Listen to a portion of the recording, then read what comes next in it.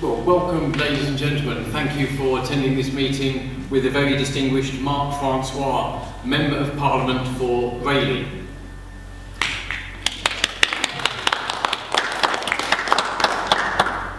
Of course, Mark Francois is one of the most influential members of Parliament. They have a great effect on British policy and the direction that the UK is now taking. That's mainly come through his involvement with many organisations, but most notably the European Research Group, for which Mark Francois was indeed, of course, Vice Chairman. He is also as well as being a Member of Parliament and, of course, the involvement with the ERG, an author, and is the author of the very one of the best-selling books on, of course, modern British politics, and in particular the role that organisations such as the ERG had in delivering Brexit. The book Spartans, which of course details the battle to make sure that Britain left the European Union. So indeed, Mark Francois is a freedom fighter and an author, and details how the British state works, how British politics does or doesn't work, and how people had to fight to make sure that the referendum, which Mr. Francois and many others here in this audience campaigned for, was indeed delivered. So I'd recommend that book. It's available on Amazon. It is one of the best-selling political books in British politics at the moment, and of course is a real expose. No matter what one thinks of Brexit, what side people were on in that debate, this really does expose how power doesn't always rest with ordinary people, and how sometimes governments have to be encouraged through the most robust parliamentary means possible to make sure that they actually deliver what they actually been told to do and what they promised. So without further ado, I'd like to hand you over to the very distinguished Mark Francois, Member of Parliament. Well, thank you, Mr. Chairman. Thank you very much. As you know, this was built as a web broadcast, but nonetheless, thank you for those of you that have come along. I realise we're competing directly as I speak with the Chancellor in the main conference hall. But nonetheless, despite that, thank you for a few of you coming along to listen to what I've got to say. Now, when this was originally scheduled, I was asked to come and speak about the new Bill of Rights. But as the observant among you will have noticed, that bill was pulled. So I'm not really in a position to talk about it today. So what I thought I would do, for your benefit and those watching online, was to talk about something which is equally topical, which is the Northern Ireland Protocol, and where we go from here.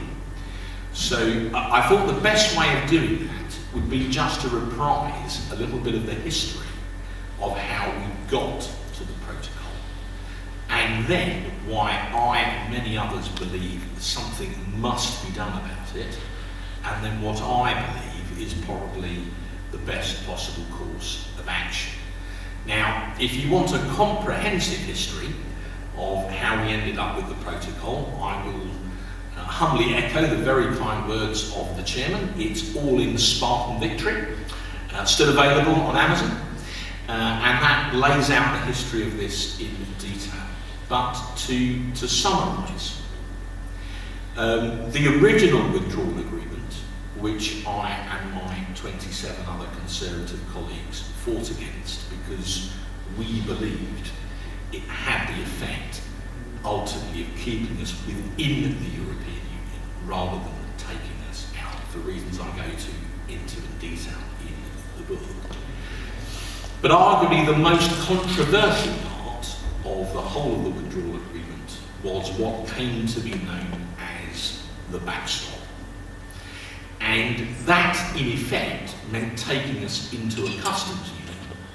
And once you're in a customs union, you no longer control your own economic trade policy with regards to the rest of the world. You can only do trade deals through the European Union. You are economically not master in your own house, and therefore to all practical intents and purposes, you haven't actually left the European Union. There were other thoughts in the withdrawal agreement, but that in a sense was the absolute crux of it. And that's why so many members of Parliament refused to vote for it. Remember, in the first vote, there were 3 so-called meaningful votes. In the first one, MV1 as it became known, the government of the day suffered the largest defeat in parliamentary history since 1265. From memory, I think they lost by 230 votes. So, when Boris Johnson took over as Prime Minister and leader of the Conservative Party, he insisted that he would renegotiate the withdrawal agreement with the European Union and in particular seek to get rid of the dreaded backstop. Now, the EU's reaction was there was absolutely no way they were going to reopen this complex agreement, and even if they did, which they weren't going to, there was no way at all that they would abandon the backstop. In the face of some pretty robust negotiation, within about 3 months they actually did both. And the revised withdrawal agreement, which was then put to the House of Commons, had the backstop taken out, but its place was taken by something called the Northern Ireland Protocol. And after 3 years of intense parliamentary trench warfare, and that's what it often felt like, in the end the Conservative Party voted for Boris's revised deal with the protocol in it, but with one very clear proviso that this was a temporary measure that would not be permanent. That's very important, and I and my ERG colleagues were absolutely adamant with number 10 at the time that our support for this rested on that point. And in a sense, the protocol contained its own salvation, because it was never intended to be a fully permanent agreement. Much has been talked about Article 16, but in some ways, the most important article in the protocol is actually Article 13.8. And forgive me if I sound a little bit detailed on this, but I chair now the European Research Group, and we tend to do what it does on the tin. So 13.8 says, in effect, that the protocol can be superseded by new arrangements if these can be agreed. And so you always had a device in the protocol to allow it to be replaced. And that is what we as a government have been seeking to do, because the way that the protocol has been interpreted since it came into force by the European Union has been rather akin to a militant trade union working to rule. Every little dot and comma of that document has been exploited in order to make the process as burdensome as possible, at least on certain occasions, because some in the EU have never really been able to accept the fact that the people of the United Kingdom had the temerity to leave. Why can't we just leave it as it is? Well, there is an overwhelming imperative why we can't do that, and that is because the Northern Ireland Protocol no longer enjoys the support of both traditions in Northern Ireland. It certainly does not enjoy the support of the Unionist community.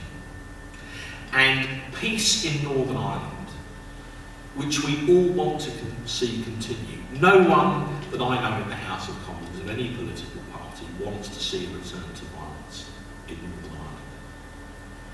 And so the basis of that peace is the principle of consent, cross-party consent, cross-community consent, as enshrined in the so-called Good Friday or Belfast Agreement. Now, one of the key architects of that agreement is the late David Trimble.